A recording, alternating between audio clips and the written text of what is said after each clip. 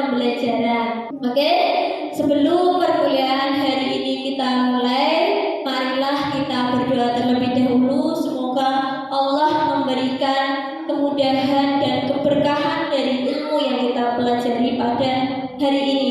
Berdoa dipimpin oleh counting kelasnya.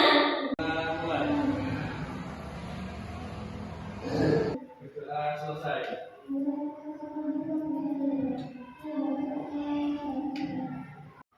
Terima kasih Mas Umar atas doa yang telah dipimpin. Oke, sebelum perkuliahan kita mulai, jangan lupa nanti teman-teman absen di link Google Form yang sudah disediakan ya. Oke, nah untuk mengawali pembelajaran pada hari ini biar tambah semangat, di sini ada pantun. Nanti bilang cakep gitu ya. Oke. Burung merpati terbang melayang, hinggap sebentar di atas dahan. Mari belajar dengan tenang agar bertambah ilmu dan wawasan. Tepuk tangan buat kita semua.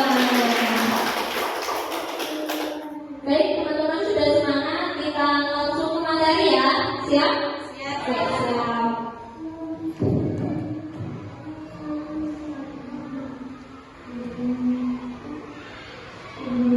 Baik teman-teman, seperti yang sudah Bini sampaikan tadi, bahwasanya hari ini kita akan membahas terkait desain pembelajaran PAI di era digital. Nah, sebelum kita mulai, kita mengingat lagi yuk dari pertemuan minggu lalu ya. Pertemuan minggu lalu kita sudah belajar terkait desain pembelajaran PAI, tapi dari strategi-strateginya. Nah, coba apa sih perbedaan antara strategi, metode, dan juga model pembelajaran PAI? Ada yang bisa menjawab?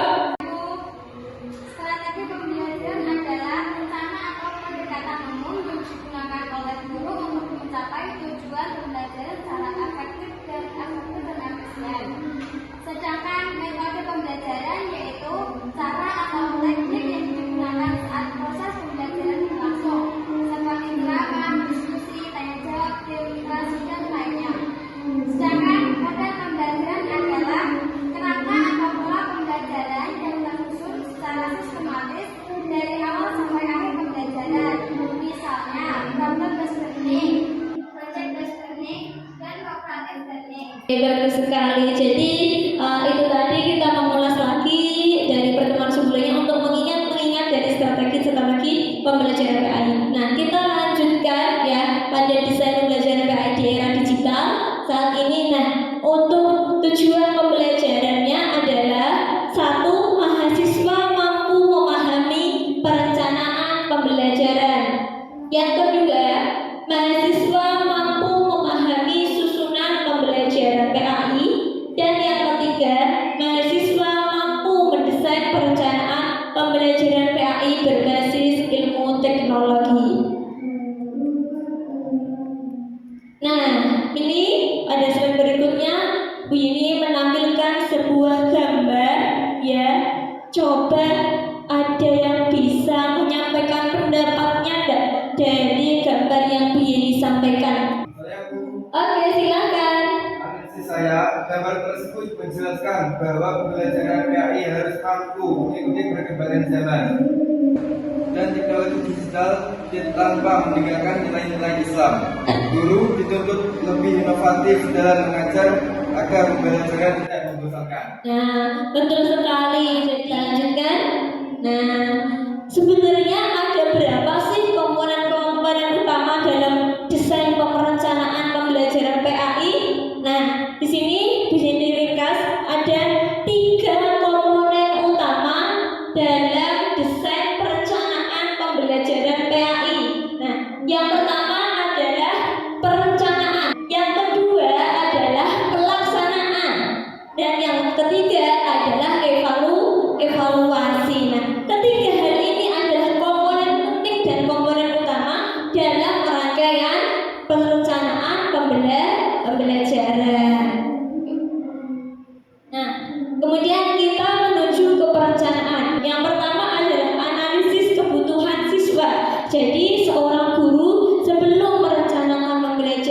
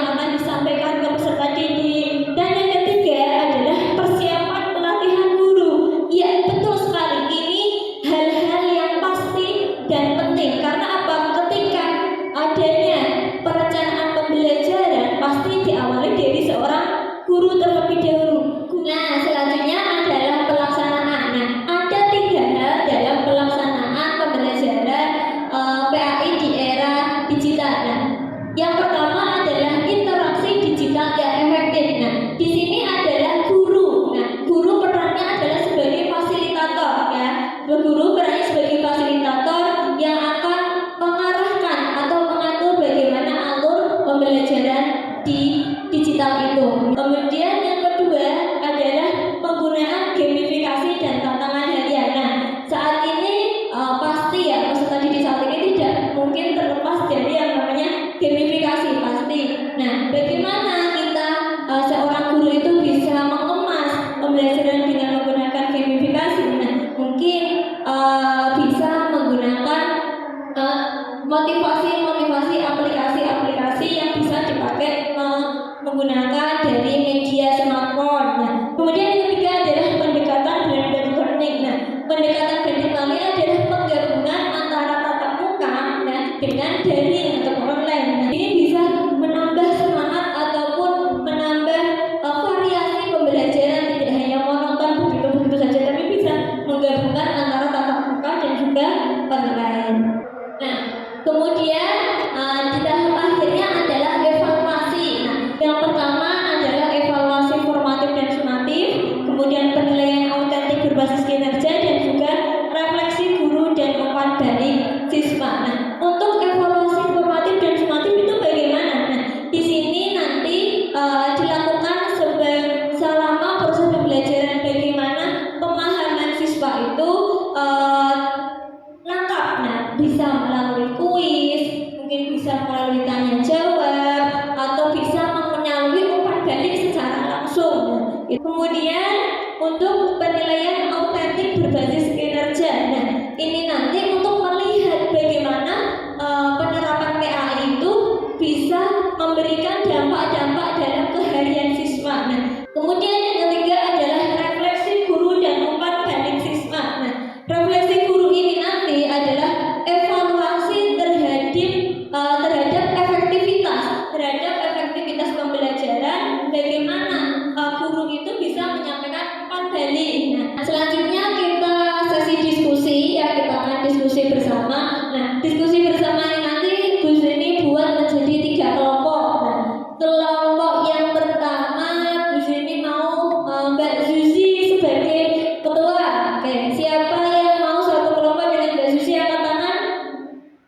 Oh, Mbak Nova, nanti bisa bergabung ya. Kemudian kelompok 2 Bu Zeni mau pilih Mbak Robiatul ya. Mbak Robiatul silakan pilih temennya. Siapa yang mau jadi satu kelompok sama Mbak Robiatul? Oke ya. Kemudian yang kelompok 3 adalah Mas Umam ya. Mas Umam, siapa yang mau sama Mas Umam? Oke, nah setelah itu nanti teman-teman silakan berkelompok sesuai dengan kelompoknya ya, pindah tempat ya, seperti itu. Terima kasih. Teman-teman sudah berkelompok sesuai kelompoknya ya? Sudah.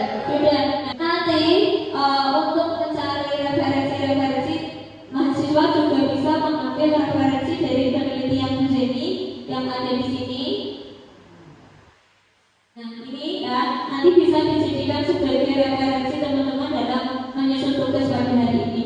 Nah, kemudian nanti tugas dibuat dalam bentuk PowerPoint dan kemudian dipresentasikan ke depan kelas berdasarkan kelompoknya. Begitu bisa dipahami? Bisa. Bisa dipahami? Bisa. Ya, terima kasih. Nah, sekarang kita lanjutkan dengan presentasi. Nah, presentasi nanti akan disampaikan oleh kelompok 2. Nah, kepada teman-teman kelompok 2 dipersilakan maju ke depan. Di sini saya akan mempresentasikan kelompok 2, yaitu tentang faktor kesiapan dalam melakukan desain pembelajaran di era digital. Baik, saya akan mempresentasikan materinya. Beberapa elemen dalam kesiapan teknologi meliputi infrastruktur teknologi yang memadai. Yang kedua, akses internet yang memadai. Dan yang ketiga, sistem manajemen pembelajaran LMS. Pengawasan dan dukungan belajar di rumah bagi anaknya itu sangat penting untuk mensukseskan belajarnya peserta didik di lingkungan orang tua. Sekian yang dapat saya sampaikan. Baik, di sini saya akan membuka sesi tanya jawab bagi teman-teman yang ingin bertanya. Bisa disebut nama dan pertanyaannya.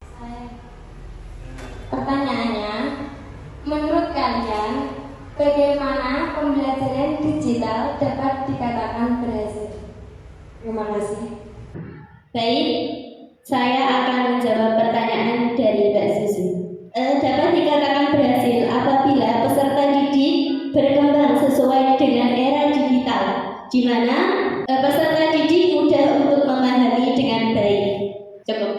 Sekian dari kelompok saya. Apabila ada kesalahan kata, saya mewakili teman-teman saya. Mohon maaf.